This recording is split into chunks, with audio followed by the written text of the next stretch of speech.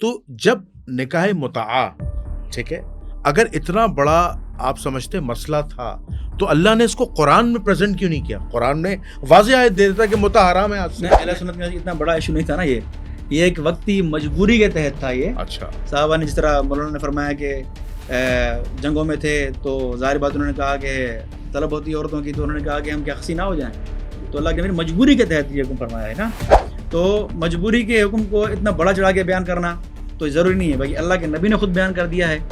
تو اسی لیے جب اللہ کے نبی نے ہی اجازت دی ہے، اللہ کے نبی کے ہی زبان مبارک سے اللہ نے اس کو حرام فرما دیا، تو یہ کافی ہے اس کے لیے خاص کوئی آیت اترنا لازمی نہیں ہے. اور جو نبی کریم کی روایت، ابھی یہ مولانا صاحب نے شاید کہنا یہی چاہ رہے تھے یا سمجھانا چاہ رہے تھے، اس نظام یہی ہے کہ مستی نکالنے کے لیے کوئی ایسا کر. جی جو صحابہ اکرام نے کیا تھا، انہوں نے کیا کرنے کے لیے کیا تھا. دیکھیں، سب سے آپ کہتے ہیں کہ عالم امت صحابہ کرام ہیں، سب سے اچھا جو زمانہ تھا انہی کا تھا، سب سے اچھے لوگ اس امت کے وہی ہیں. وہ خود ثبوت دے رہے ہیں کہ ہم نے کہا ہم خسی ہو جائیں، یعنی ہماری ضرورت ہے. یہ خسی کا لفظ میں نے نہیں کہا تھا، ان کے احترام کے پیش نظر نہیں کہا تھا، میں نے اوائڈ کیا، لیکن مفتی صاحب اپنا معاویہ صاحب نے بیان کیا تو اب میں اس کو لے رہا ہوں. ان کی کیا کہتے ہیں، ان کی طرف دیکھتے ہوئے اس لفظ کو لے رہا ہوں. وہ واضح بتا رہے ہیں اپنی حالت کا. کہاں حرام ہوا اس سے کوئی فرق نہیں پڑتا. خیبر میں بھی موقع پہ حرام ہوا ہے کیونکہ حلال ہوا تھا، پھر حرام ہوا. پھر مکہ کے وقت بھی، فتح مکہ کے وقت حرام ہوا، پھر حلال ہوا، پھر حرام ہوا. کوئی فرق نہیں پڑتا اس سے، کتنے مواقع بھی ہوں.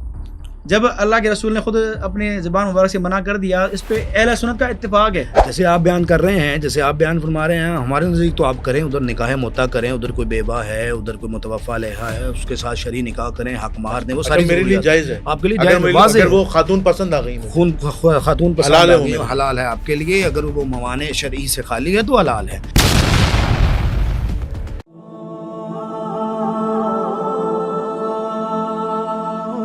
نحمده ونصلي ونسلم على رسوله الكريم، اما بعد، فاعوذ بالله من الشيطان الرجيم، بسم الله الرحمن الرحيم. اللهم صل على محمد وعلى ال محمد، ولا حول ولا قوة الا بالله العلی العظیم. ناظرین سامعین، آپ کا میزبان جنید الرحمن حاضر خدمت ہے. ناظرین سامعین، ہمیشہ کی طرح میں آپ کے لیے ایک اور اہم پوڈ کاسٹ ایک اہم موضوع پر کرنے والا ہوں، اور جن شخصیات کو میں نے دعوت دی ہے وہ پاکستان کی قداور شخصیات ہیں، سوشل میڈیا کی ہمیشہ زینت بنتی آئی ہیں. میں آج کے موضوع کا اعلان کرتا چلوں کہ آج کا موضوع جو ہے وہ نکاح متعہ اور نکاح مسیار کی حقیقت کیا ہے. اس حوالے سے ہم نے ایک اہل سنت عالم کو دعوت دی ہے، اور ہم نے دوسرے جو عالم ہیں ہمارے اہل تشیع مکتبہ فکر سے ہیں. تو میں وقت کو ضائع کیے بغیر جو ہے وہ اپنے مہمان کی طرف جاتا ہوں تاکہ ہم سوالات کا باقاعدہ آغاز کر سکیں. ہمارے جو پہلے مہمان ہیں ان کا تعلق اہل سنت والجماعت سے، مکتبہ دیوبندیت سے ہے. میں نام لیے بغیر نہیں رہوں گا. قبلہ مولانا علی معاویہ اعظم صاحب، السلام علیکم. وعلیکم السلام ورحمۃ اللہ. قبلہ خیریت سے ہیں؟ الحمدللہ الحمدللہ. ان کے برابر میں ایک اور قداور شخصیت ہیں جو ہمارے چینل کی اس سے پہلے بھی زینت بن چکے ہیں، اور مفتی عبدالباقی اخون زرہ صاحب کے ساتھ ایک زبردست پوڈ کاسٹ کی انہوں نے باغ فتق پر، اور اب دوسری پوڈ کاسٹ ہمارے ساتھ کرنے جا رہے ہیں. مکتبہ جعفریہ سے ان کا تعلق ہے. آپ کے اور ہمارے ہر دل عزیز مولانا سید اصغر علی نجفی صاحب، السلام علیکم. وعلیکم السلام ورحمۃ اللہ. جناب قبلہ خیریت سے ہیں؟ الحمدللہ، شکر. آپ دونوں حضرات کو اس پوڈ کاسٹ میں خوش آمدید ہے. تو میرا آج پہلا جو سوال ہے وہ مولانا سید اصغر علی نجفی صاحب سے ہے. مولانا صاحب یہ بتائیں کہ نکاح متعہ اور نکاح مسیار کیا ہے، اور پھر یہ بتائیے گا کہ نکاح متعہ یعنی جو ہمارا آج مین ٹاپک ہے، نکاح متعہ حلال کیوں ہے. یہ دو بات کیجیے گا. بسم اللہ الرحمن الرحیم. نکاح متعہ ایک فقہی مسئلے کے طور پر سب سے پہلے تو اس کو لینا چاہیے، اس کی حلیت بھی، اس کی حرمت بھی، جب ڈیبیٹ کر رہے ہیں. یہ وہ نکاح ہے کہ نکاح کی دو قسمیں ہیں. ایک نکاح دائمی ہوتا ہے جس کی اپنی شرائط ہیں، اور ایک نکاح مؤقت ہوتا ہے جس کی تقریباً بنیادی شرائط وہی ہیں جو نکاح دائمی کی ہیں. مثلاً محرم کے ساتھ نہیں ہو سکتا، حرمت کسی بھی طریقے سے ہو، اور دوسرا یہ کہ اس کے اندر بھی صیغے پڑھنے پڑتے ہیں. عورت کا موانع سے خالی ہونا ضروری ہے، اور اس کے اندر جو اولاد ہوگی وہ بھی اپنے باپ کا نام لے گی، اولاد وراثت لے گی، اور دیگر بھی اس کی جو شرائط ہیں وہ نکاح والی ہیں۔ اور یہ اتفاق ہے اس بات کے اوپر کہ یہ نبی کریم صلی اللہ علیہ وآلہ وسلم نے قرآن کی اس آیت فَمَسْتَمْتَعْتُمْ بِهِ مِنْهُنَّ فَآتُوهُنَّ أُجُورَهُنَّ کی تفسیر میں، کیونکہ خود واضح لفظ ہیں فَمَسْتَمْتَعْتُمْ بِهِ مِنْهُنَّ، اس کو جائز قرار دیا، نہ صرف جائز قرار دیا بلکہ صحابہ کرام علیہم رضوان نے اس پر عمل بھی کیا، جس کی متعدد گواہیاں ہم آگے انشاءاللہ بیان میں دیتے جائیں گے۔ تو اور اہل سنت علماء نے بھی، ہمارا تو اس پہ اتفاق اجماع ہے، فرقہ موقع ہے، لیکن اہل سنت علماء نے بھی جہاں پہ بھی اس کو ذکر کیا نکاح متع کے عنوان سے ذکر کیا، اور امام نووی ہوں، قاضی ثناء اللہ پانی پتی ہوں، دیگر بہت سارے نام اگر ضرورت پڑی تو میں لیتا رہوں گا، جنہوں نے کہا کہ لم یختلف خلف والسلف علی انہا کانت نکاح الی اجل مسمی، کہ یہ اس میں کوئی اختلاف نہیں خلف و سلف میں کہ یہ نکاح تھا الی اجل مسمی، ٹھیک ہے، اور اس کے اندر جو مدت طے ہوتی ہے، اس کے اندر مدت اور اس کے اندر حق مہر بھی ہوتا ہے، اور اس کے اندر عدت بھی ہوتی ہے جو جو طہر ہیں اس کے اوپر مبنی ہوتی ہے، اور باقی اس کی جمیع جو بنیادی شرائط جیسا میں نے عرض کیا وہ وہی ہیں جو نکاح دائمی کی ہیں، لیکن کچھ چیزوں میں اس کو آسانی کی خاطر اس کو تھوڑا ہلکا قرار دیا گیا ہے، کیونکہ اگر آپ دیکھیں تو اسلام کو معاشرے میں بہت سارے ایسے افراد ہیں کہ جو نکاح دائمی افورڈ نہیں کر سکتے ہیں، تو کیا اسلام نے ان کے لیے کوئی حل دینا تھا یا نہیں دینا تھا؟ اگر آپ دیکھیں تو ایک طالب علم آج کے دور میں، وجہ جو بھی ہو ہمیں اس سے غرض نہیں، لیکن ایک طالب علم جو تعلیمی کیریئر اپنا جو ہے وہ چل رہا ہے اس کا، اور اس میں اس کے پاس کوئی وسیلہ نہیں ہے، حرام کی طرف وہ جا نہیں سکتا، دیگر جتنے بھی ذرائع ہیں، حلال وہ افورڈ نہیں کر سکتا، شادی جو ہے وہ اور بیوی کا خرچ اخراجات، نان و نفقہ رکھنا، یہ وہ، تو اس کی سہولت کے لیے جو بیوگان ہیں یا متوفی علیہ خواتین ہیں، محصنات من النساء، ٹھیک ہے، ان کے ساتھ جو ہے وہ اس نکاح کو پڑھ کر وہ اپنی جو ضرورت شرعی ہے و فطری ضرورت ہے اسے وہ پورا کر سکتا ہے، تو اسے نکاح متع سے تعبیر کیا جاتا ہے، اور اس کو صحابہ کرام عمل بھی کرتے رہے ہیں، ہمارے ہاں اس کی حرمت کے اوپر کوئی دلیل نہیں، اس لیے اب تک چلا آ رہا ہے۔ نکاح مسیار کیا ہے وہ مفتی صاحب مولانا صاحب معافیہ بھائی جو ہیں وہ خود جو ہے وہ بتائیں گے، تاکہ بجائے اس کے کہ میں کوئی ایسی چیز ایڈ کر دوں شروع میں کہ جو ان کے ہاں نہ ہو، کیونکہ یہ اوائل میں تو نہیں تھا، اور اب چونکہ اجتہاد کا نتیجہ ہے یا کسی اور وجہ سے، تو وہ بہتر بیان کریں گے کہ یہ کیا کہنا چاہیں گے اس پہ، تاکہ آگے بات کرنا۔ جی بس ایک جملے میں ایک بات بتا دیجیے گا، اہل تشیع میں یا مکتبہ جعفریہ میں، فقہ جعفریہ میں حضور علیہ الصلوۃ والسلام نے یا ائمہ اہل بیت نے اسے کسی موقع پر بھی حرام قرار نہیں دیا، ناجائز قرار نہیں دیا، بالکل نہیں، اس کو کسی جگہ پہ بھی حرام قرار نہیں دیا، اس کی حلیت پہ ہمارا شروع سے اب تک اتفاق فرقہ شیعہ ہے اس کے اوپر، اور اگر کچھ چند ایک روایات ملتی ہیں تو ہمارے ہاں روایات کا ایک معتدبہ حصہ ہے جو یا تو تقیہ پہ محمول کیا جاتا ہے، کیونکہ دیکھیں روایت کو تسلیم کرنے کے کچھ مراحل ہوتے ہیں کہ اولاً روایت صحیح ہو، دوسری چیز یہ ہے کہ آپ کے علماء بھی اس کو آن کرتے ہوں، روایت کے اندر داخلی اور خارجی کوئی ایسا علت قادحہ یا اضطراب یا کوئی ایسی چیز نہ ہو جو اس کو ماننے سے منع کر رہے ہیں، اور قابل استدلال بھی ہوں، یہ مراحل ہیں روایت کے۔ تو اگر کچھ چند ایک دو چار روایتیں پائی جاتی ہیں تو وہ ہمارے علماء بالاتفاق کہتے ہیں کہ وہ قابل قبول نہیں ہے، ہمارے ہاں کبھی بھی اس کو حرام قرار نہیں دیا، ٹھیک ہے، اگرچہ اجر و ثواب پہ جو روایتیں پیش کی جاتی ہیں وہ بھی ہمارے ہاں کو بہت زیادہ قابل قبول روایتیں نہیں ہیں، ہماری چونکہ اصل بحث ہے جواز اور عدم جواز کے اوپر کہ جائز ہے یا جائز نہیں، یہ باقی جتنی بحثیں ہیں کہ جتنی بڑھا لیں وہ ساری ذیلی بحثیں ہیں، کسی بھی بنیادی مسئلے میں اس کا کوئی زیادہ وہ کام نہیں ہوتا۔ میں مولانا علی معاویہ اعظم صاحب کی طرف آتا ہوں، انہوں نے اپنا واضح موقف دے دیا کہ نکاح متعہ کے متعلق ڈیٹیل بتائی، انہوں نے کہا مسیار کی ڈیفینیشن جو ہے وہ علی معاویہ صاحب بتائیں گے، اور دوسری بات یہ ہے کہ انہوں نے کہا کہ نبی کریم صلی اللہ علیہ وآلہ وسلم کی ذات ہو یا دیگر ائمہ اہل بیت علیہ السلام کی ذات ہو، اسے کسی موقع پر بھی حرام قرار نہیں دیا گیا۔ اب آپ نے اس کی وائس ورثہ گفتگو کرنی ہے، بسم اللہ، سوال آپ کے سامنے۔ جی بسم اللہ الرحمن الرحیم۔ جنید بھائی، متع کا جو مسئلہ ہے اہل سنت کا میں موقف پہلے بیان کرتا چلوں جی کہ اہل سنت کے نزدیک جو نکاح ہیں، جیسا قرآن میں سورہ مومنون میں اللہ نے فرمایا ہے کہ نکاح دو ہیں، ازواجہم یعنی گھر والیاں، دوسرا باندیاں. اس کے علاوہ اللہ نے فرمایا کہ جو ان سے زیادہ اور کوئی راستہ اختیار کرے گا وہ کیا ہے، حد سے بڑھنے والا ہے. سورہ مومنون کی آیت ہے یہ نا. تو 2 راستے اللہ نے بتائے ہیں، گھر والی اور باندی. اب رہی بات تیسری متع کی، جس کو ہم نکاح موقت یا وقتی نکاح بھی کہہ سکتے ہیں، کہ کوئی خاص وقت مقرر کر کے جو ہے وہ نکاح کیا جائے. اہل سنت کے نزدیک یہ کچھ مواقع پر جائز رہا ہے، جس طرح احادیث مبارکہ میں موجود ہے کہ اللہ کے نبی صلی اللہ علیہ وسلم نے اس کو اجازت دی ہے خیبر کے موقع پر، فتح مکہ کے موقع پر وغیرہ وغیرہ. تو ان مواقع پر اجازت دی بھی گئی ہے، پھر اس کی حرمت بھی ثابت ہے. ٹھیک ہے.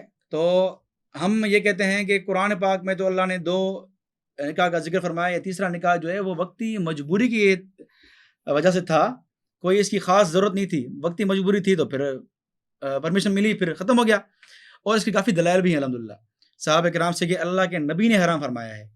یہ نہیں کہ عمر نے حرام فرمایا ہے. حرام فرمانا ہمارے نزدیک اللہ کی طرف سے، وہ نبی کے اختیار میں بھی نہیں ہے. نبی حرام پہنچانے والے ہیں. تو عمر کی کیا اوقات رضی اللہ عنہ حرام حلال میں. ٹھیک ہے. عمر صحابی رسول ہیں، حرام حلال کرنے والے نہیں ہیں. تو اللہ کے نبی سے روایت ہیں، انشاءاللہ میں آگے پڑھوں گا، اللہ کے نبی نے حرام فرمایا. اور سیدنا علی سے روایت ہیں، صحابہ کرام سے روایت ہیں، میں انشاءاللہ پڑھوں گا، ڈھیر ساری روایت ہیں.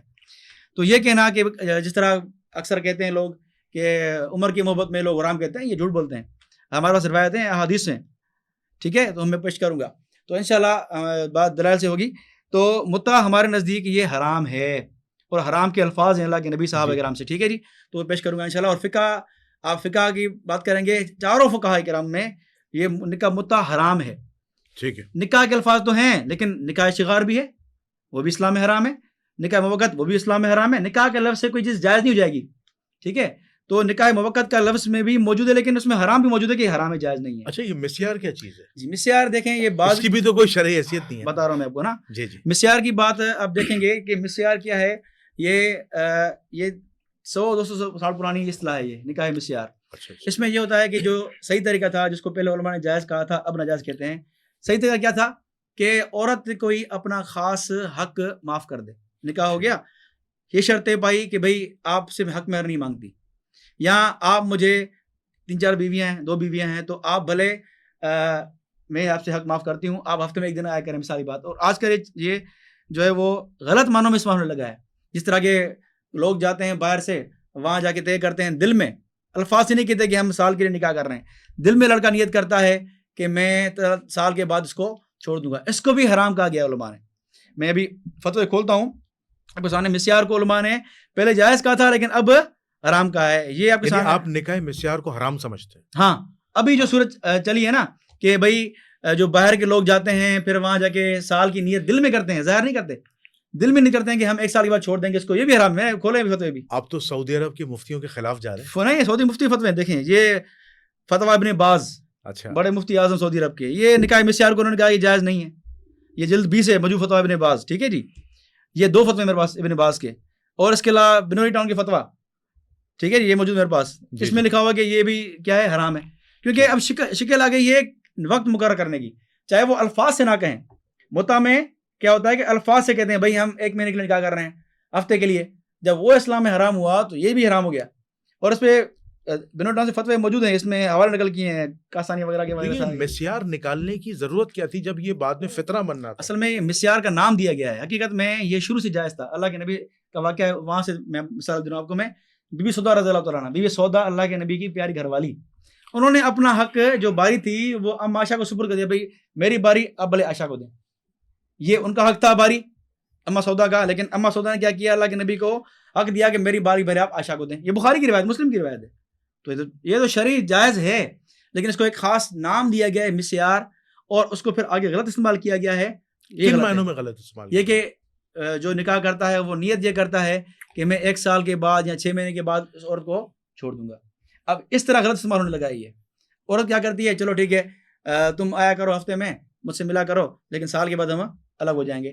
تو یہ جو وقت طے ہو گیا نا، کیونکہ نکاح میں وقت نہیں ہوتا، نکاح ہوتا ہے دائمی. جس طرح اللہ نے قرآن آیت پڑھی حضرت نے، محسنین غیر محسنین کیا ہے، آپ قید ملانے کے لیے ہو. قید ملانا کیا ہے، چھوڑ دیں سال کے بعد؟ نہیں، قید ملانا قید کرنا یعنی اولاد، گھر بار سنبھالنا، ہر چیز ہوگی.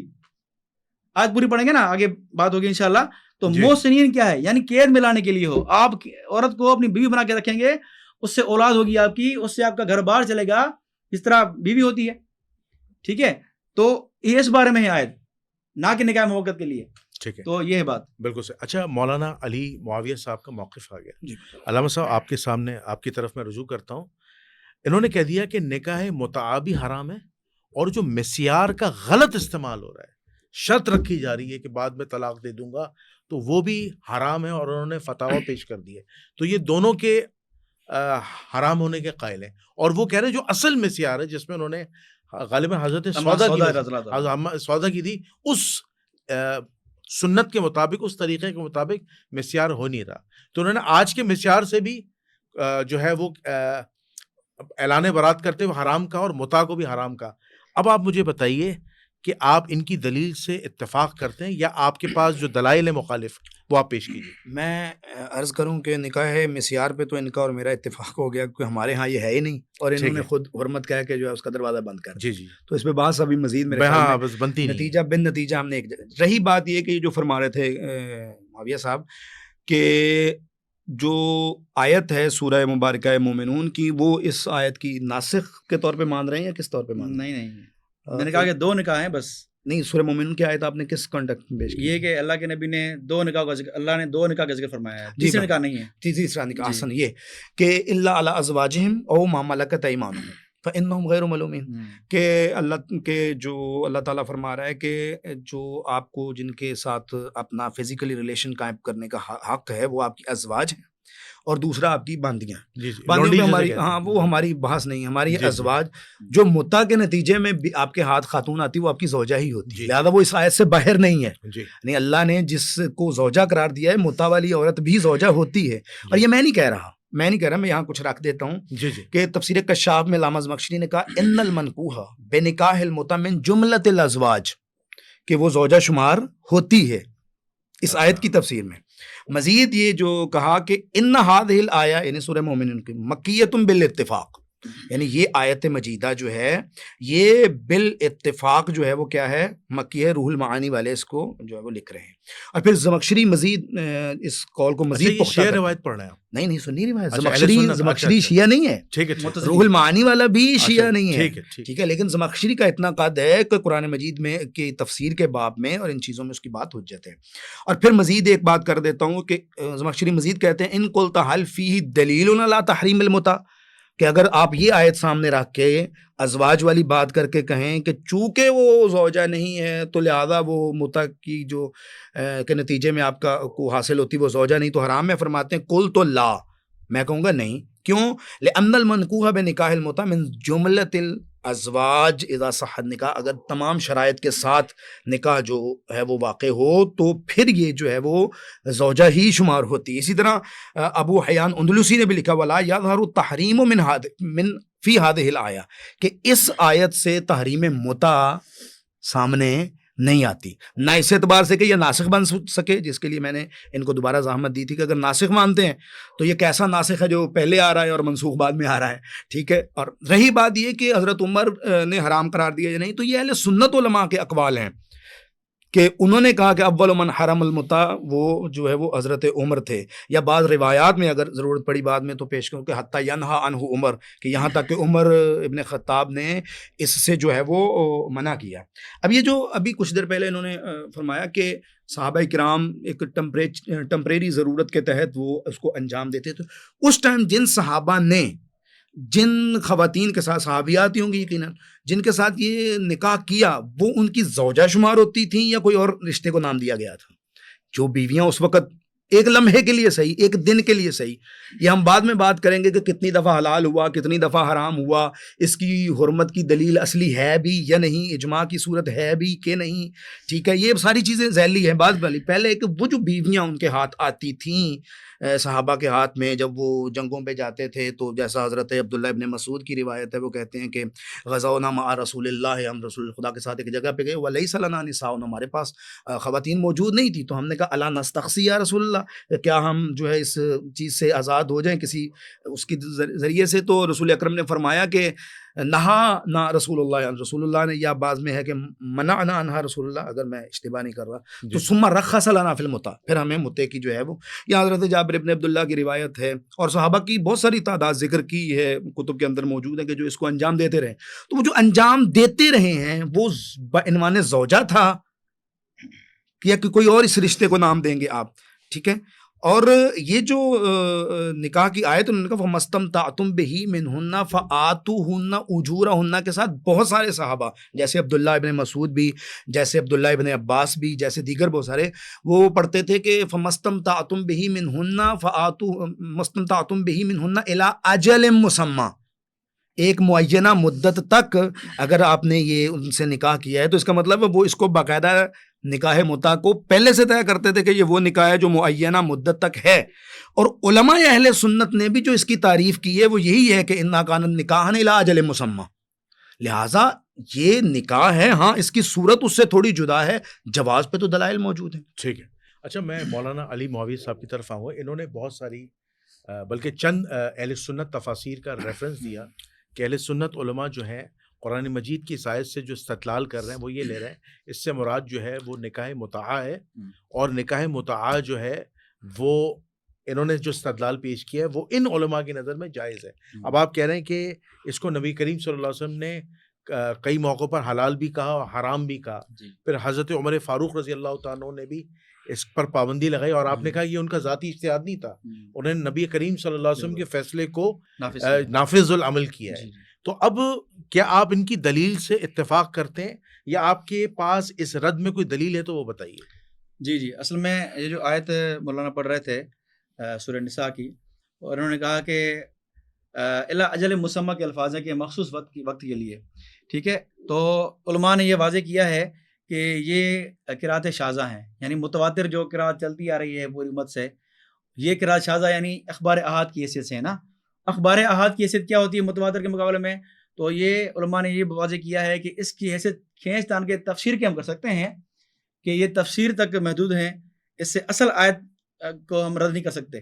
ٹھیک ہے. اب تفسیر اگر اس طرح کریں کہ یہ متع ہے یعنی آپ فائدہ لے لیا آپ نے مخصوص وقت کے لیے، ٹھیک ہے، پھر آپ ان کو اجر دیں. اب سوال یہ ہے کہ کیا یہ اخبار احاد ہو گئیں، کیا اس کے اور بھی اخبار احاد ہیں کہ نہیں ہیں؟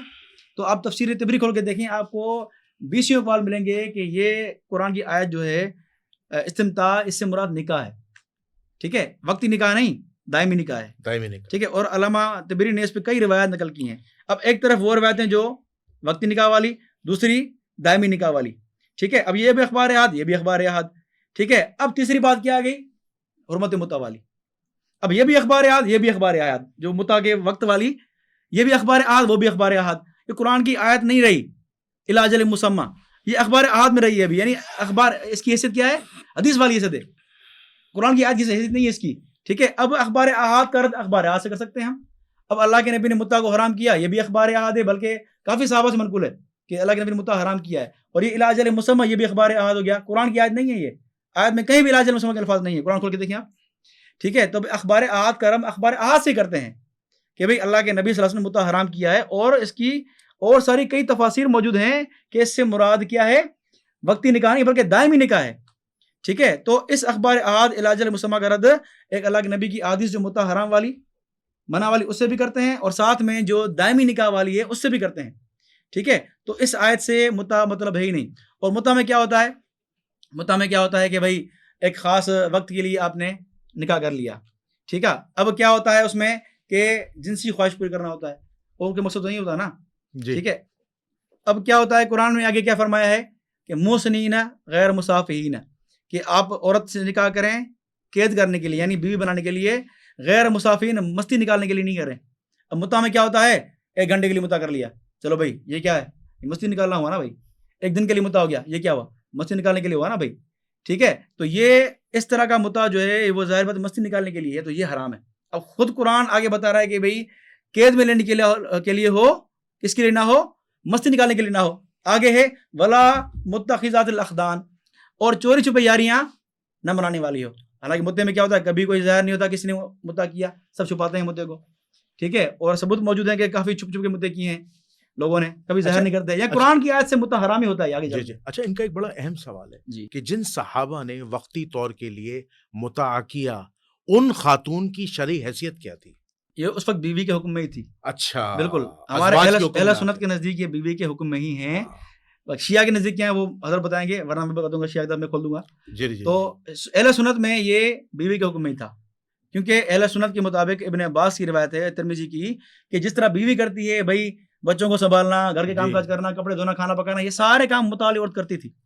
اہل سنت میں یہ بیوی کی ہی طرح تھی، صرف فرق تھا کہ وقتی نکاح تھا بس، اور کچھ نہیں تھا. دیکھیے قرآن مجید واضح اور روشن ہے. بالکل جس طرح اللہ تعالیٰ نے شراب کی حرمت کے متعلق، یعنی شراب جب حرام ہوا تو بتدریج ہوا، بالکل سود حرام ہوا بتدریج ہوا، ٹھیک ہے.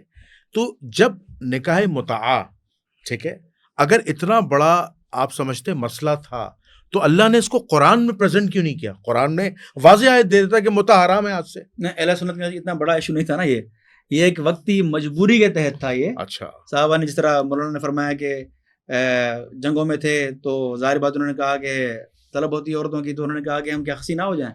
تو اللہ کے نبی نے مجبوری کے تحت یہ حکم فرمایا ہے نا. تو مجبوری کے حکم کو اتنا بڑا چڑھا کے بیان کرنا تو ضروری نہیں ہے بھائی، اللہ کے نبی نے خود بیان کر دیا ہے. تو اسی لیے جب اللہ کے نبی نے ہی اجازت دی ہے، اللہ کے نبی کے ہی زبان مبارک سے اللہ نے اس کو حرام فرما دیا، تو یہ کافی ہے اس کے لیے. اس کے لیے خاص کوئی آیت اترنا لازمی نہیں ہے. لازمی نہیں ہے، ٹھیک ہے. اچھا جی، ان کا موقف آ گیا مولانا علی معاویہ صاحب کا کہ اگر قرآن مجید کی آیت نہ بھی ہو، ٹھیک ہے، کسی چیز کے حرام ہونے کے لیے ضروری نہیں، تو اللہ کے نبی صلی اللہ علیہ وسلم کا فرمان ہی اللہ کا فرمان ہوتا ہے، ٹھیک ہے. اور انہوں نے کہا کہ متع جو ہے وہ حرام ہے. پھر انہوں نے آپ کی جو سورہ نساء کی آیت نمبر 24 ہے اس کا انہوں نے رد کرتے ہوئے کہا کہ یہ آیت نکاح دائمی کے متعلق ہے، پرماننٹ نکاح کے متعلق ہے، متع کے متعلق نہیں ہے. پھر انہوں نے تیسرا اعتراض کیا کہ جس طرح آپ نے روایات پیش کی وہ خبر عہد ہیں، ٹھیک ہے، اور میں بھی پیش کر رہا ہوں خبر عہد، تو خبر عہد کو خبر عہد سے جو ہے وہ آپ کمپیئر کر رہے ہیں، ٹھیک ہے. آپ کوئی ایسی خبر لائیں جو خبر متواتر ہو، جو دلیل ان کی دلیل پر بھاری پڑے. ارشاد فرمائیے. اچھا، پہلے نمبر پہ ہے تو میں نے پہلے شروع میں عرض کیا یہ فقہی مسئلہ ہے، اس لیے تواتر کی ضرورت ہے نہیں ٹیکنیکلی. اچھا ٹھیک ہے جی، ہم وہ دین کے وہ مسلمات کو ذکر نہیں کر رہے، میں نے اس لیے فقہی مسئلے کے طور پہ بات کی ہے. دوسری چیز جو میں عرض کروں آپ کے سامنے کہ جو قبلہ فرما رہے ہیں کہ فَمَسْتَمْتَعْتُمْ بِهِ مِنْهُنَّ فَآتُوهُنَّ أُجُورَهُنَّ کو ہم بھی قرآن کا حصہ نہیں مانتے، صحابہ بھی نہیں مانتے تھے. قرآن کا حصہ وہ نہیں ہے، وہ تفسیر میں ہی آئے گا. قرأت شاذہ کہنے کی بھی ضرورت نہیں ہے. قرأت شاذہ تو تب ہوتی ہے ہم کسی اعراب کو، کسی لفظ کو وہ کرتے ہیں جس کے اوپر پوری مستقل کتابیں موجود ہیں قراءات کے اوپر. اس کا تعلق تفسیر کے ساتھ ہی ہے کہ وہ اس چیز کو جب وہ جیسے حضرت ابن عباس سے پوچھا جاتا تھا نکاح متع کے بارے میں تو اس آیت کو کہہ کے پھر آگے بطور تفسیر کہتے تھے، ورنہ قرآن وہی ہے جو بین دفتین آج ہمارے ہاتھوں میں موجود ہے، اول سے آخر جس کا محفوظ ہے. اور جو لفظ اب قرآن میں ہیں یہی زمانہ پیغمبر میں پیغمبر اکرم صلی اللہ علیہ وآلہ وسلم نے دیے ہیں، امت کا اسی پہ اتفاق ہے. لہذا یہ جو لفظ ہے یہ غلط فہمی پیدا نہ ہو کہ میں نے کی آیت کا حصہ قرار دیا تو مولانا نے رد کیا، ایسا نہیں ہے. وہ تفسیر ہے، تفسیر میں کہتے ہیں الی اجل مسمی، اور اس الی اجل مسمی کو کثیر لوگوں نے ذکر کیا ہے جو بطور مثال میں نے پیش بھی کیا. اس آیت میں ایک موقف واقعاً یہی ہے کہ اس سے مراد نکاح دائمی ہے اہل سنت کے بعض لوگوں کا، لیکن اہل سنت ہی کے علماء کا یہ موقف ہے جیسا میں ابھی آپ کے سامنے رکھنا چاہتا ہوں. ابن جریر طبری نے بھی اس کو نقل کیا ہے اور باقی لوگوں نے بھی، کہ انہوں نے کیا کہا ہے، انہوں نے کہا کہ مجاہد کا قول نقل کیا فَمَسْتَمْتَعْتُمْ بِهِ مِنْهُنَّ قَالَ یعنی نکاح المتع، جو مفسر ہیں. پھر اس کے بعد ابن عباس سے کہتے ہیں کہ کانت المتع فی اول الاسلام وکانوا یقرؤون هذه الآیہ فَمَسْتَمْتَعْتُمْ بِهِ مِنْهُنَّ. پہلے وہ نکاح کی بات کرتے ہیں اور پھر ثبوت کے طور پر اسی آیت کو رکھتے ہیں نکاح متع کے لیے. تیسری چیز یہ ہے کہ پھر مزید یہ کہ ابن عباس، مجاہد، سدی وغیرہم، بہت سارے فقہائے مکہ، بہت سارے طائف کے فقہا، بہت سارے تابعین، بہت سارے صحابہ، وہ سارے کیا ہے اس میں مراد نکاح متع ہی لیتے تھے اس آیت میں. اور مزید یہ کہ اس آیت میں قال الجمہور، فتح القدیر میں علامہ شوکانی لکھ رہے ہیں ان المراد بہذہ الآیہ نکاح المتع، جمہور یہی مراد لیتے ہیں، یعنی یہ نہیں کہ باقی لوگ مراد نکاح دائمی بھی لیتے ہوں گے. ہمیں یہ دیکھنا ہے موقع مضبوط کس کا ہے، دلائل کس کے ساتھ کھڑے ہیں، ٹھیک ہے نا جی. نہ یہ کہ یہ نکاح متع سے انکار کریں گے تو یہ سنی نہیں رہیں گے، ٹھیک ہے نا, یا اس کا اظہار کریں گے تو سنی نہیں رہیں گے, نہ میں انکار کروں گا تو شیعہ نہیں رہوں گا. اس کو علامہ نقد نے اپنی کتاب میں تفصیل سے اس کی فقہی نوعیت کو بیان کیا. ہم فی الحال علمی دلائل سے بات کر رہے ہیں کہ دلائل مضبوط کس کے ہیں.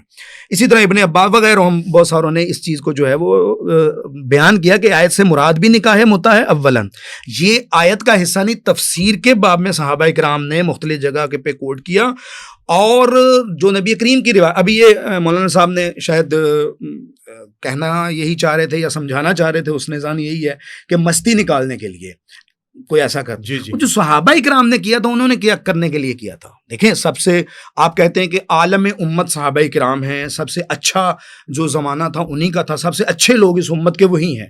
وہ خود ثبوت دے رہے ہیں کہ ہم نے کہا ہم خسی ہو جائیں یعنی ہماری ضرورت ہے. یہ خسی کا لفظ میں نے نہیں کہا تھا, ان کے احترام کے پیش نظر نہیں کہا تھا, میں نے اوائڈ کیا, لیکن مفتی صاحب اپنا معاویہ صاحب نے بیان کیا تو اب میں اس کو لے رہا ہوں. ان کی کیا کہتے ہیں, ان کی طرف دیکھتے ہوئے اس لفظ کو لے رہا ہوں. وہ واضح بتا رہے ہیں اپنی حالت کا, ٹھیک ہے نا, وہ اپنی حالت کا بتا رہے ہیں. تو انہوں نے کس کے لیے متع کیا تھا. پھر دوسری بات, مجبوری کے تحت تھا. وہ مجبوری آج ہے یا نہیں؟ وہ تو اہل ایمان تھے, انہوں نے تو نبی کریم کو دیکھا تھا, وحی کو آتے دیکھا تھا, یعنی کہ نبی کریم کی زبان سے انہوں نے قرآن بھی سنا. جب ان کی مجبوری ہو سکتی ہے کہ وہ اس چیز پہ کنٹرول نہیں کر پا رہے اور جا کے کہتے جی ہم خسی ہو جائیں, تو پھر ہماری تو حیثیت ہی کوئی نا. ہمارے زمانے میں فتنے بھی زیادہ, ہمارے زمانے میں ضروریات بھی کم, ہمارے زمانے میں مشکلات بھی زیادہ, ہم نے وحی کو اس انداز سے درک بھی نہیں کیا, یعنی نبی کریم کی زبان سے ہم نے نہیں سنا, ہمارا تو کسی کھاتے میں نہ آئے. تو یہ کیسا اسلام ہے کہ ان کو سہولت دے جو ہم سے زیادہ کنٹرول رکھتے ہیں, جو ہم سے زیادہ دیندار ہیں, اور ان کو کنٹرول نہ دے کہ جو آج جگہ جگہ پہ واقعات سامنے آتے ہیں کہ یہ ہمارے عدم ایمان کی یا کمزوری ایمان کی علامت ہے نا. لہٰذا اس بات کو یہ کہنا کہ مستی نکالنے کے لیے, دیکھیں پیاس اللہ نے میرے اندر پیدا کی ہے تو پانی پیدا کرنا بھی اس کی ذمہ داری ہے. بھوک اس نے رکھی ہے تو روٹی پیدا کرنا بھی اس کی ذمہ داری ہے. اگر جنبہ فطری میرے اندر یہ رکھا ہے کہ مجھے اس چیز کی ضرورت ہے تو اس کا انتظام بھی ہر حالت میں اسی نے کرنا ہے. اچھا, یہاں پہ ایک سوال پیدا ہوتا ہے جی کہ کیا آپ یہ ثبوت پیش کر سکتے ہیں کہ اللہ کے نبی صلی اللہ علیہ وسلم سے متع ثابت ہو یا ائمہ اہل بیت سے متع ثابت ہو؟ ہماری نالج کے مطابق متع ثابت نہیں ہے. سر دیکھیں, انہوں نے نکاح دائمی کو ہی ترجیح دی. سر یہ سامنے ہمارے موجود ہے, اور میں نے ابھی پڑھا بھی کچھ دیر پہلے حضرت عبداللہ ابن عباس کی ریت میں ایک دو روایتیں پڑھ دیتا ہوں. نہیں, میں ائمہ اہل بیت کی بات کر رہا ہوں. ائمہ اہل بیت سے ہماری کتابوں کے اندر موجود ہے باقاعدہ طور پہ, یعنی متع کیا نہیں. دیکھیں کسی کا کرنا دلیل نہیں ہوتا, کیا تو نبی کریم نے بھی نہیں ہے. یعنی جو یہ کہہ رہے ہیں کہ صحابہ کے لیے جائز قرار دیا, ضروری نہیں کہ ہر کام کو نبی یا امام کرے. ضروری ہے کہ کوئی آ کے فقہی حکم پوچھتا ہے, کیا جتنے فقہی حکم حرمت کے ہوں یا حلیت کے ہوں کیا نبی کریم نے خود عمل انجام دیے ہیں؟ کیا سیرت صرف اسی چیز کا نام ہے کہ نبی جو خود کرے؟ نہیں, نبی سے پوچھا جاتا ہے, نبی جواب دے دیتے ہیں, ولو ان کو یہ مسئلہ نہ دیر پیش آیا ہو. اسی طرح ائمہ اہل اس کی نوعیت کو سمجھیں. کوئی بھی حکم فقہی ہے یا حکم خدا ہے, ضروری نہیں کہ وہ معصوم خود انجام دے, کوئی ضروری نہیں ہے. صحابہ کرام کو ضرورت پیش آتی تھی, نبی کریم کو تو اس شدت سے ضرورت ہی نہیں پیش آئی. ایک بات کو سمجھ رہا ہے نا, کتنے ایسے مسائل نبی نے بیان کیے, خود ضرورت پیش نہیں آئی. اسی طرح ائمہ کی ہمارے ہاں تو ابواب قائم ہے, باقاعدہ فقہ کے اندر روایات موجود ہیں ہمارے اندر ائمہ کی. ہمارے ہاں تو یہ مختلف فی نہیں ہے. جو اہل سنت برادران ہیں ان کے ہاں اگرچہ حرمت کی روایتیں بھی ہیں, اور اسی لیے اہل سنت کے علماء تذبذب کا شکار ہیں کہ ان کے ہاں حرمت متع کے اقوال متعدد ہیں. یعنی ہمارے ایک عالم دین تھے صاحب الغدیر, انہوں نے 25 تک اقوال جمع کیے ہیں کہ شاید اس وقت حرام ہوا, شاید اس وقت حرام ہوا, شاید اس وقت حرام ہوا. اور بعض کتابوں کے اندر امام شافعی کی گواہی موجود ہے کہ میں اس حکم کے اوپر یعنی گویا کہ متحیر ہوں کہ یہ 2 دفعہ حرام ہوا, 2 دفعہ حلال ہوا, یا اس جیسے ملتے جلتے الفاظ. میں ایک روایت اور یہاں پہ رکھ دیتا ہوں کہ امام بخاری یہاں پہ نقل کرتے ہیں عبداللہ ابن مسعود کی, جو بھی میں نے پڑھی, کہ کہتے ہیں کہ ہم نبی کریم کے ساتھ, عبداللہ ابن مسعود کہتے ہیں, غزبے پہ گئے, قلنا الا نستقسی یا رسول اللہ, ہم سی ہو جائیں, فنہانا عن ذلک ثم رخص لنا ان ننکح المرأة بثوب, ہم کے کپڑا دے کر حق مار کے طور پر اس سے جو ہے وہ, ثم قرأ علینا, پھر عبداللہ ابن مسعود نے ہمارے سامنے یہ آیت پڑھی, یا ایھا الذین آمنوا لا تحرموا الطیبات ما احل اللہ لکم, جب اللہ نے تمہارے لیے یہ حلال قرار دیا تم کیوں حرام قرار دیتے ہو. نیچے جو فتح الباری کے لکھنے والے ہیں, یعنی کیا نام ہے ان کا, ابن حجر اسقلانی جو تھے, انہوں نے ان کو کھولا ہے. انہوں نے کہا کہ قولہ ان ننکح المرأة, فرماتے ہیں بالصوب ای الی اجل مسمی فی نکاح المتع, اسی طرح آپ اسی روایت کو شرح مانی الاثار میں، اسی طرح مصنف ابن ابی شیبہ نے اور دیگر بہت ساری روایات، اسی طرح مسلم کے اندر آپ روایت، تو روایت ہونے سے نہ یہ انکار کرتے ہیں نہ میں انکار کر رہا ہوں. سوال یہ ہے کہ حرمت کے اوپر قانے کنندہ دلیل کون سی ہے؟ ابتدا میں حلال تھا، یہ بھی مانتے ہیں، ہم بھی مانتے ہیں. صحابہ کرام اس کو عمل انجام دیتے رہے، یہ بھی مانتے ہیں، ہم بھی مانتے ہیں. اس کے اوپر روایات موجود ہیں، صحاح کے اندر موجود ہیں، یہ بھی مانتے ہیں، ہم بھی مانتے ہیں. ہماری بحث اس وقت ہو رہی ہے حرمت کے اوپر کہ حرمت پہ قانے کنندہ دلیل کون سی ہے. ہمارے پاس تو کوئی دلیل نہیں ہے.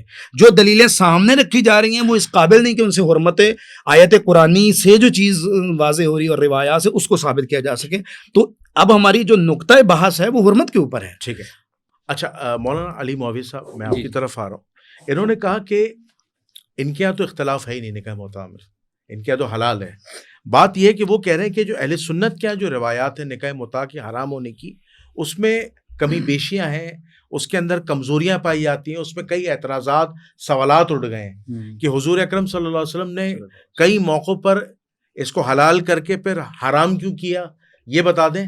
اور پھر ایک تو یہ ان کا اعتراض کا آپ جواب دے دیں. دوسرا یہ بتا دیں کیا آپ کے پاس ایسی کوئی ٹھوس دلیل ہے کہ حضرت علی رضی اللہ تعالیٰ عنہ ہو یا دیگر ائمہ اہل بیت ہوں، انہوں نے واضح طور پر اس متع کو حرام قرار دیا؟ جی کافی روایت ہیں الحمدللہ اہل سنت کے پاس ہیں. ان سے میں چند روایت پڑھتا ہوں. مسلم کی روایت ہے، یہ کتاب النکاح ہے، یہ باب المتع کے ہی زد میں یہ اس میں ہے اندر، کہ ربیع بن صبرہ صحابی رسول ہیں، وہ متع کا واقعہ بیان کرتے ہیں پورا. پھر آخر میں کہتے ہیں کہ میں نے ایک عورت سے متع کیا. پھر آخر میں یہ الفاظ ہیں کہ یہاں تک کہ اللہ کے نبی نے اس کو منع فرما دیا، حرام فرما دیا، تو میں نے چھوڑ دیا اس عورت کو. ٹھیک ہے، یہ مسلم کی روایت ہے. تو مسلم کی روایت کے مطابق یہ متع کیا ہے؟ حرام ہو چکا ہے. صحابی رسول ربیع بن صبرہ رضی اللہ تعالیٰ عنہ. ٹھیک ہے. اس کے علاوہ سیدنا علی اور ابن مسعود سے میں کچھ روایت پیش کرتا ہوں آپ کے سامنے. جی جی، یہ آپ کے سامنے روایت میں کھول رہا ہوں، مصنف عبدالرزاق. ٹھیک ہے جی، یہ عبدالرزاق ہے، مصنف عبدالرزاق آپ کے سامنے ہے، اور اس میں ابن مسعود رضی اللہ عنہ سے روایت ہے. یہی جو اکثر پڑھتے ہیں کہ بھئی ہم خسی نہ ہو جائیں، یہی روایت. کہ پھر آگے الفاظ ہیں کہ اللہ کے نبی نے رخصت دی ہمیں، پھر ثم نہانا انہا یوم خیبر، پھر متع سے ہم نے اللہ کے رسول نے ہمیں منع فرما دیا. ٹھیک ہے. ایک صحابی کہہ رہے ہیں حرام فرما دیا، ایک کہہ رہے ہیں منع. اب منع سے کیا سمجھیں گے ہم؟ حرام سمجھیں گے. ٹھیک ہے جی. ابن مسعود جن کی بات کر رہے تھے کہ طیب فرمایا انہوں نے. سیدنا علی کی بخاری کی روایت ہے، مسلم کی روایت ہے، تو بہت سی روایت ہیں. یہ روایت ہے کہ بخاری کی، سیدنا علی سے پوچھا، کس نے؟ بیٹے نے. ابن حنفیہ نے پوچھا، بیٹا پوچھ رہا ہے والد سے. ٹھیک ہے. تو ابن حنفیہ کے واسطے نے خبر دی کہ علی رضی اللہ عنہ سے نے ابن عباس سے فرمایا کہ نبی کریم صلی اللہ علیہ وسلم نے متع اور پالتو گدھوں کے گوشت سے جنگ خیبر کے زمانے میں منع فرما دیا. سیدنا علی کی روایت. ٹھیک ہے. اور اس کے علاوہ بہت سی روایت ہیں، لیکن میں یہ کہتا ہوں کہ حرمت کی روایت تو واضح موجود ہے ہمارے پاس الحمدللہ. کہاں حرام ہوا اس سے کوئی فرق نہیں پڑتا. خیبر میں کے بھی موقع پہ حرام ہوا ہے کیونکہ حلال ہوا تھا، پھر حرام ہوا. پھر مکہ کے وقت بھی، فتح مکہ کے وقت حرام ہوا، پھر حلال ہوا، پھر حرام ہوا. کوئی فرق نہیں پڑتا اس سے، کتنے مواقع بھی ہوں. جب اللہ کے رسول نے خود اپنے زبان مبارک سے منع کر دیا، اس پہ اہل سنت کا اتفاق ہے کہ اللہ کے نبی نے منع کر دیا ہے. ٹھیک ہے. اور اس پہ میں حوالہ پیش کر سکتا ہوں کہ اہل سنت نے اس پر جو ہے وہ نقل کی ہیں کہ بھئی یہ حرام ہے. اور ابن عباس رضی اللہ عنہ کی بات جو کر رہے تھے مولانا صاحب، ابن عباس بھی مجبوری کے تحت کہتے ہیں. مجبوری کیا ہے؟ مجبوری یہی کہ بھئی اگر بندہ کوئی زنا میں پڑ جائے، تو ابن عباس کا موقف تھا یہ. ٹھیک ہے. نہ کہ سیدنا علی کا موقف کو مانتے ہیں؟ نہیں، ہم تو ان سے اختلاف کرتے ہیں نا. عبداللہ ابن عباس سے اختلاف کرتے ہیں. سیدنا علی کا موقف ہے، اللہ کے نبی کا موقف ہے. ہمارا نزدیک تو اللہ کے نبی کا موقف بڑھ کر ہے. ابن عباس مجبوری کے تحت منع جو ہے وہ پرمیشن دیتے تھے. ٹھیک ہے جی. لیکن کچھ علماء نے رجوع بھی ثابت کیا. احناف کے نزدیک رجوع ثابت ہے ان کا، باقی بعض علماء نے رجوع کا انکار کیا ہے. ہر کسی کا اپنا علم ہے. احناف کے نزدیک ان کا رجوع ثابت ہے، اور میں حوالہ پیش کر سکتا ہوں بدائع ثنائے بحر الرائق وغیرہ سے. ان کا رجوع ثابت ہے ابن عباس رضی اللہ عنہ. جی وہ رجوع بتائیے. جی فقہ حنفی کی کتاب ہے بدائع ثنائے. یہ رہا. انہوں نے رجوع کب کیا تھا؟ آخری وقت میں. یہ وقت کا تو نہیں پتا انہوں نے، وقت کیا. یہ بحر الرائق ہے. ٹھیک ہے. صفحہ 190 ہے اور جلد نمبر ہے اس کا آپ کے سامنے 43. ٹھیک ہے جی. وما نقل عن ابن عباس من عبادت یا فقط صح رجوع، یہ احناف کا قول ہے. ٹھیک ہے. تو حنفی ہیں، ہم اپنی بڑوں کی بات مانیں گے. باقی علماء نے اپنی بات کی، ان کا اپنا علم ہے. تو فقہ حنفی کے نزدیک ابن عباس کا رجوع ثابت ہے. اگر رجوع ثابت نہ بھی ہو نا تو وہ مجبوری میں کہتے ہیں. ٹھیک ہے. تو ہمارا نزدیک تو اللہ کے نبی کا قول واضح ہے، سیدنا علی نے خود ابن عباس کو فرمایا ابن عباس تم کیوں نرمی کرتے ہو متع کے مسئلے پر, ٹھیک ہے, تو سیدنا علی نے ڈانٹا ہے ابن عباس رضی اللہ عنہ کو. اچھا قبلہ میرا ایک بڑا معصومانہ سا سوال ہے, جی میں چاہتا ہوں کہ عوام کی بھی رہنمائی ہو. اس بالکل. سوال میں اپنے اوپر رکھ لیتا ہوں, ٹھیک ہے, ہو سکتا ہے میری وائف دیکھیں تو غصہ کر جائیں, لیکن میں اپنے اوپر رکھ رہا ہوں کہ کسی اور کے اوپر رکھوں. جی جی میرا سوال یہ ہے, میری کل نوکری ہو جاتی جرمنی میں, ٹھیک ہے, ٹھیک ہے, اور جرمنی میں کسی فورن کمپنی میں کام کرتا ہوں. وہاں پہ ایک میری کولیگ ہوتی ہیں, وہ بھی مسلمان ہوتی ہیں. اب وہ چھوڑیں وہ کس مسلک کی ہیں. اچھا اب سلسلہ ہوتا یہ ہے, چلیں ان کو آپ کہہ لیں وہ اہل تشیعوں کی ہیں, وہ مجھے پسند کرنے لگتی, میں انہیں پسند کرنے لگتا ہوں. اب مجھے اس بات کا ڈر ہے کہ اگر میں نے ان سے شادی کی, ٹھیک ہے, تو obvious سی بات ہے, کیا کہتے ہیں, میری بیوی جو ہے مجھ سے الگ ہو جائے گی یا طلاق لے لے گی, ٹھیک ہے, اور ہم ایک دوسرے کی محبت میں گرفتار ہیں, وہ خاتون بھی اور میں بھی, ٹھیک ہے, اور خدشہ یہ ہے کہ ہم سے عنقریب زنا ہو جائے گا. تو اب آپ مجھے بتائیں کیا بحالت مجبوری ہم دو جو شخصیات ہیں, یعنی ایک خاتون ہے جو مجھے جرمنی میں پسند آ گئی ہیں, میری کولیگ ہیں, کیا میں ان سے نکاح متع یا کانٹریکچوئل میرج کر سکتا ہوں؟ دیکھیں اگر اسلامی پوائنٹ آف دیکھیں گے نا, اسلام میں تو محبت مرد عورت کی یہ تو اسلام میں جائز ہی نہیں ہے نا. ٹھیک, یہاں کی جہاں تک حکم ہے کہ مردوں کو حکم ہے کہ آپ نظر نیچی رکھو, عورتوں کو حکم ہے کہ آپ بھی پردہ کرو. تو اگر کوئی ایسا بندہ ہے جس کی یہ کیفیت ہو چکی ہے تو پہلے بار تو یہ گناہ گار ہو چکا ہے, یہ نظریں ملا کر یہاں عشق بازی کر کے. لیکن پھر بھی یہ اسلام میں کوئی بھی صورت نہیں ہے اس کی کہ آپ وقتی نکاح کریں. دائمی نکاح کر سکتے ہیں آپ کسی مسلمان سے, وقتی نکاح کا پھر بھی آپ نہیں کر سکتے, ٹھیک ہے, بھلے آپ کی نیت دل میں ہو کہ میں وقتی نکاح کر رہا ہوں چھوڑ دوں گا, ٹھیک ہے, بظاہر تو نکاح ہو جائے گا لیکن شریعت میں وہ نکاح نکل آئے گا, وہ گناہ ہوگا, ٹھیک ہے. تو اسلام میں اس کا یہ نہیں کہ کوئی حل نہیں ہے, اسلام میں حل ہے. ابن مسعود رضی اللہ عنہ سے یہ روایت ہے کہ اللہ کے نبی نے فرمایا کہ بھئی اب نکاح کرو, طاقت ہے تو نکاح کرو. تو جن کو طاقت نہیں ہے وہ کیا کریں, روزے رکھیں. تو اللہ کے نبی کا یہ نسخہ ہے, یہ فرمان اللہ کے نبی صلی اللہ علیہ وسلم کا. ایسا نہیں کہ امت کو چھوڑ دیا ایسے کہ بھئی آپ جو ہے ایسے گھومتے رہو, نہیں, ٹھیک ہے جی. اور دوسرا یہ کہ سیدنا عمر رضی اللہ عنہ کا یہ فرمان مشہور ہے کہ وہ 4 مہینے تک کہتے تھے کہ 4 مہینے بعد واپس لوٹنا ہے اپنے, اور جو مجاہدین کو احکام نافذ کیے تھے انہوں نے. تو یہ تو اسلام میں ایک طریقہ بتایا گیا ہے ہمیں, ہم کیوں خواہ اس طرف جائیں کہ ہم ایک وقتی نکاح کریں جس کی واضح, ہم اگر شریعت فالو کریں گے نا تو اللہ کے نبی کے فرامین کو فالو کریں گے, ہم اپنی نظریں نیچے رکھیں گے. گناہ ہو سکتا ہے, انسان ہے, لیکن اس کے لیے یہ نہیں کہ ہم ایک گناہ کے راستے کو ایک نکاح کا نام دے کر, کیونکہ ہمارا رزق حرام ہے سو ہے, ہمیں کیا نقصان ہے بھائی, اگر جائز ہم کر لیں تو ہمیں کوئی نقصان ہے, مختلف عورتوں سے نکاح کر سکتے ہیں ہم, ٹھیک ہے, تو ہمیں تو کوئی نقصان نہیں ہے اس بات پر. اگر وقت ملے تو آیت کا 1 منٹ جواب دے دوں میں. جی. انہوں نے کہا ہے کہ تفسیر کشاف یا تو معتزلی تھا, اہل سنت تھا ہی نہیں, اور نیل الوتار کا جو تھا شوکانی وہ بھی انہی کے خیالات کا تھا, یعنی غیر مقلد ٹائپ کا تھا.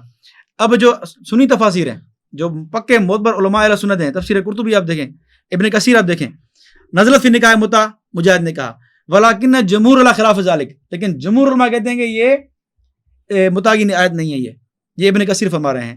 اس کے علاوہ طبری کے انہوں نے نام لیا, تفسیر طبری کی میں کھول کے دکھاتا ہوں, کیونکہ ان کی عادت ہے وہ اقوال نقل کرتے ہیں مختلف, کہ فلاں کا یہ قول فلاں کا یہ قول, اپنا کو نقل کیا وہ دیکھیں. قال ابو جعفر یعنی طبری, اولت تعویلین فی حاضت بثواب تعویل من تعویل فما نکاحتموہ. اولا تعویل کیا ہے, بہترین تعویل یہ کہ نکاح ہے اس میں سے مراد, تم نے نکاح کیا ان سے. اب بہترین تعویل یہ کہہ رہے ہیں, ٹھیک ہے, اور آگے فرما رہے ہیں کہ اس سے متع کی تحریم مراد جو ہے وہ جائز نہیں کریں گے, کیونکہ اللہ کے نبی کی اتنی احادیث سے تحریم متع کی, متع حرام ہے, تو ہم وہی مطلب نہیں کہ متع حرام ہے اس کو نکاح میں عمل کریں گے ہم, کہ نکاح کے بارے میں ہے. طبری خود فرما رہے ہیں. جی. اچھا آخری بات بتا دیجیے گا, حضرت عمر رضی اللہ تعالیٰ نے متع پہ پابندی کیوں لگائی؟ دیکھیں 2 واقعات جیسے ہوئے تھے جی, کہ کسی کو علم نہیں تھا اس واقعے کا کہ متع حرام ہو چکا ہے, تو انہوں نے کیا, کچھ عورتیں حاملہ ہوئیں اس پر, تو پھر سیدنا عمر نے اس حکم کو عام کیا. ہم یہ نہیں کہتے کہ حضرت عمر رضی اللہ عنہ نے حکم کوئی حرام کر دیا, اس کو حرام تھا اللہ کے نبی کے فرمان سے. سیدنا عمر بطور خلیفہ انہوں نے نافذ کیا, اعلان عام کروایا ہے, ٹھیک ہے. تو یہ بات ہے بس سیدنا عمر کے بارے میں. یہ جو حرام کی بات جنہوں نے لکھا ہے وہ انہوں نے اس اعتبار سے لکھا ہے کہ انہوں نے حرام کو عام کیا. ٹھیک ہے جی. اچھا اب میں آپ کی طرف جا رہا ہوں لاسٹ ٹرن پہ. تو آپ کے سامنے ان کے سارے اعتراضات آ گئے. انہوں نے حضرت عمر کا قول بھی نقل کیا کہ انہوں نے, چونکہ یہ حرام تھا حضور کے دور میں اور بہت سارے لوگوں کو پتہ نہیں تھا, تو اس حرام کو انہوں نے عام کیا, فتویٰ دیا، حضرت عمر نے فیصلہ دیا. صحیح. دوسری بات انہوں نے کہی جو میرے سوال کا بھی آپ نے جواب دینا ہے کہ میں نے اپنے اوپر رکھ کے یہ سوال کیا تھا کہ اگر جرمنی مجھے کوئی خاتون پسند آ جائے، ٹھیک ہے، اور کیا میں زنا سے بچنے کے لیے کانٹریکچوئل میرج کر سکتا ہوں، کیونکہ مجھے خدشہ ہے کہ میری بیوی مجھ سے طلاق لے لے گی یا خلا لے لے گی، ٹھیک ہے. تو یہ اس کا جواب دے دیجیے گا. اور تیسرا انہوں نے کہا کہ ائمہ اہل بیت علیہ السلام بھی حضرت علی کی روایت پڑھی کہ وہ متع کو حرام سمجھتے تھے اور عبداللہ ابن عباس کو سمجھا رہے تھے. پھر انہوں نے احناف کا ایک قول نقل کیا کہ عبداللہ ابن عباس نے اپنے فتوے سے، اپنے فیصلے سے رجوع کر لیا. یہ اعتراضات ہیں. دیکھیں، سب سے پہلے تو بات یہ کہ وہ جو مجبوری کی بات فرمائی تھی، وہ اس کا اگر تھوڑی سی تفصیل بیان کر دیتے تو بہتر ہوتا کہ اس کے مجبوری کے تحت یا اضطراب کے تحت، وہ اضطراب کی لمیٹیشن کب شروع ہوتی ہے، یعنی کب پتہ چلے گا کہ اب میں یہ کر لوں. یہ ایک بات ہے نا. جی جیسے آپ بیان کر رہے ہیں، جیسے آپ بیان فرما رہے ہیں، ہمارے نزدیک تو آپ کریں، ادھر نکاح متع کریں، ادھر کوئی بیوہ ہے، ادھر کوئی متوفی علیہا ہے، اس کے ساتھ شرعی نکاح کریں، حق مہر دیں، وہ ساری میرے لیے جائز ہے. آپ کے لیے جائز ہے، واضح اگر وہ خاتون پسند آ گئی، خاتون پسند حلال ہے، آ گئی، حلال ہے آپ کے لیے. اگر وہ موانع شرعی سے خالی ہے تو حلال ہے. اور جو اسلام میں نگاہ ڈالنے کے احکام ہے، اس میں یہ چیز بیان ہوئی ہے کہ کس لمٹ پہ آپ خاتون کو کس طرح سے پسند کر سکتے، دیکھ سکتے ہیں، نہیں دیکھ سکتے. شرعی پردے کے اندر جو ہے وہ آپ جو ہے وہ دیکھ سکتے ہیں، اور جو بھی معاملات ہیں. یہ نہیں ہے کہ بے حیائی کے اوپر تل جانا، جیسے انہوں نے بھی، ان کی مراد بھی یہی تھی کہ بے حیائی پہ نہ تلیں، یقیناً یہی مراد ہوگی. تو یہ بات تو بالکل واضح. ہمارے لیے یہ واضح نہیں ہو رہا کہ بھئی صحابہ کرام جیسے افراد، اعلیٰ ترین افراد ہیں نا، ہم سے تو کم از کم اعلیٰ ہیں، ان کو مجبوری پیش آ گئی، وہ نہیں صبر کر پائے، حالانکہ چند دن کی جنگ تھی. بات سوچنے کی ہے. ہم جیسے ہماری تو ہم تو کسی گنتی میں ہی نہیں ہے نا. ان کے لیے نبی کریم نے کہا کہ تمہارے لیے جائز ہے، اور پھر متعدد بار جائز قرار دیا، حرمت کی، پھر جائز. کیا وجہ ہے کہ اعلیٰ افراد کے لیے جائز؟ یا تو کہ اسلام جانبدار ہے کہ بھئی آپ کو سہولت ہے، جیسے کہتے ہیں کہ کلہم عدول، کہ وہ سارے عادل ہیں، وہ جو بھی معاملات ہوئے انہیں معافی ہے، ہمیں کوئی معافی نہیں. یا تو یہ ہم کہیں کہ نہیں اسلام جانبدار ہے، تو یا پھر ہم مانیں کہ نہیں، اگر ان کے لیے جائز تھا تو آج ہمارے لیے بھی جائز ہے، کیونکہ ہم اضعف ہیں، ان سے کمزور ہیں. ہم جب کمزور ہیں تو جو چیز ان کے لیے جائز تھی وہ تو کنٹرول ہم سے بہتر کر سکتے تھے. یہ تو بات ہو گئی. رہی بات انہوں نے جو فرمایا کہ جن بزرگوں کے بارے میں فرمایا کہ وہ فلاں مذہب کے تھے، وہ اقوال نقل کر رہے ہیں اور اپنا اجتہاد دے رہے ہیں اہل سنت کا حصہ.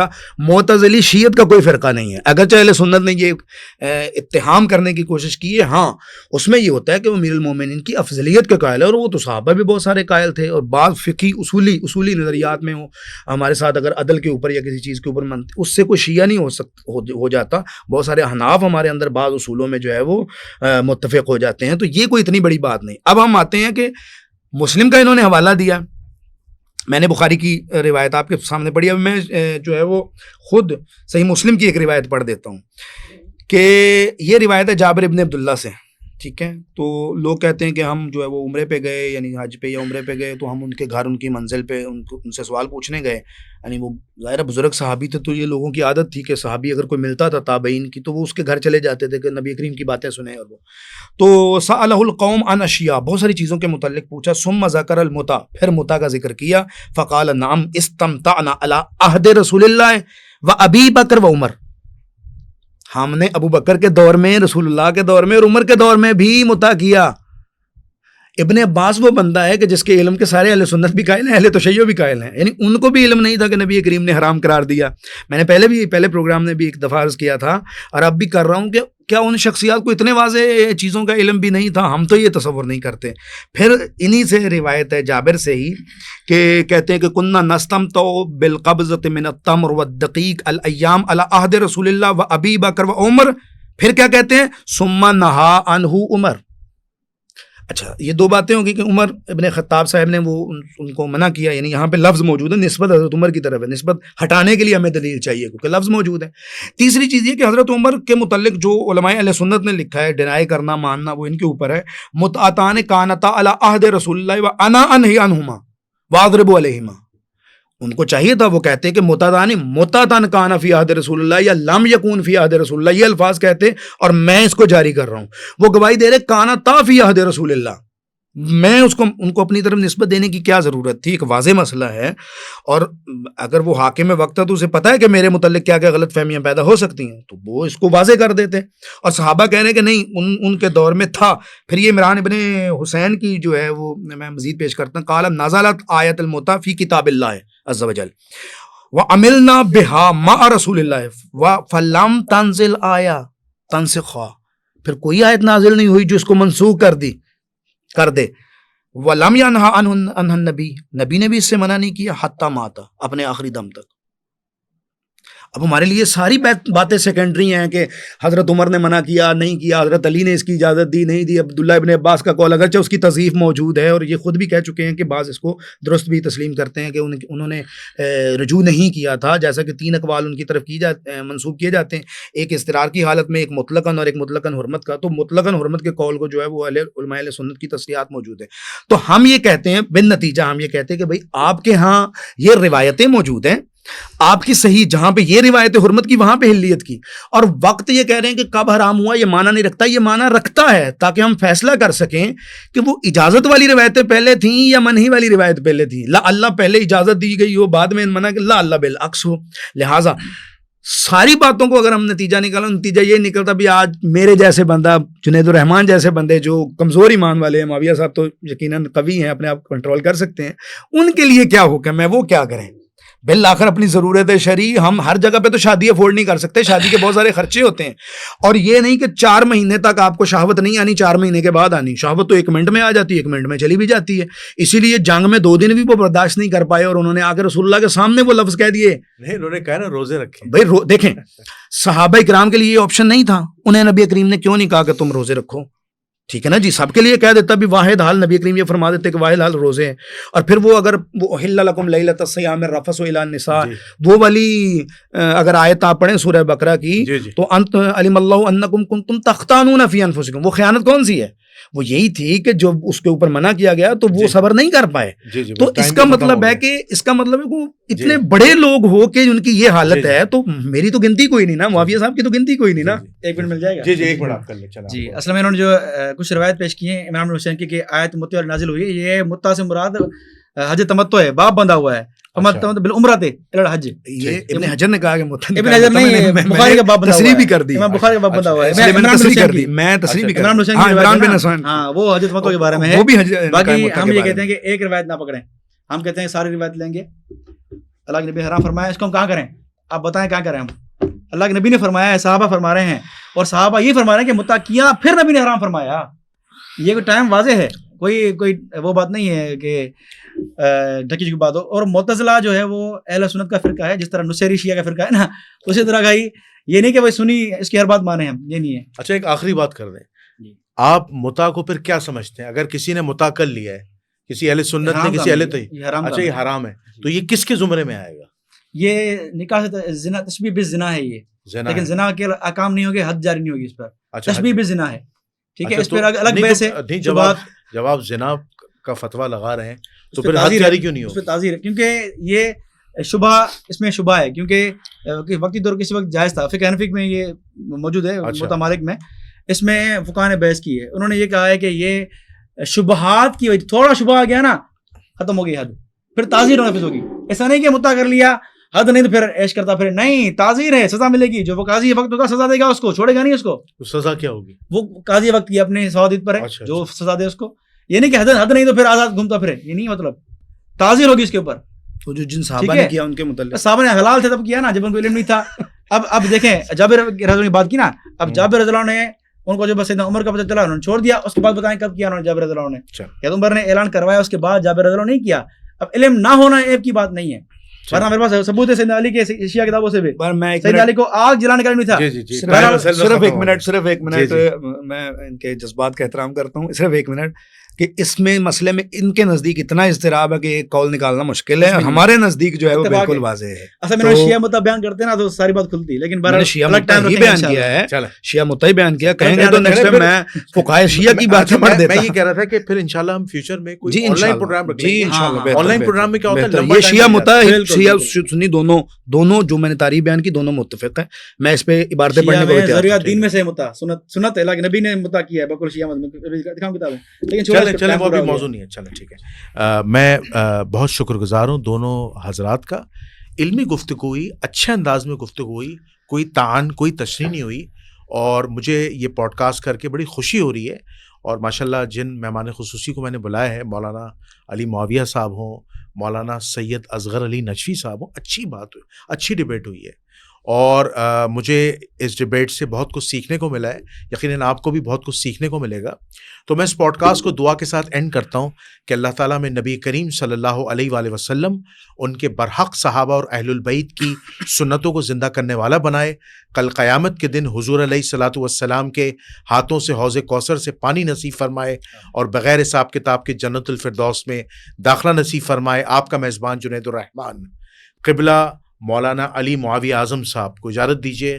قبلہ مولانا سید اصغر علی نجفی صاحب کو اجازت دیجیے. انشاءاللہ اسی طرح کے اہم ترین موضوعات اور پوڈ کاسٹ لے کر میں آپ کی خدمت میں حاضر ہوتا رہوں گا. اس وقت تک کے لیے السلام علیکم ورحمۃ اللہ وبرکاتہ.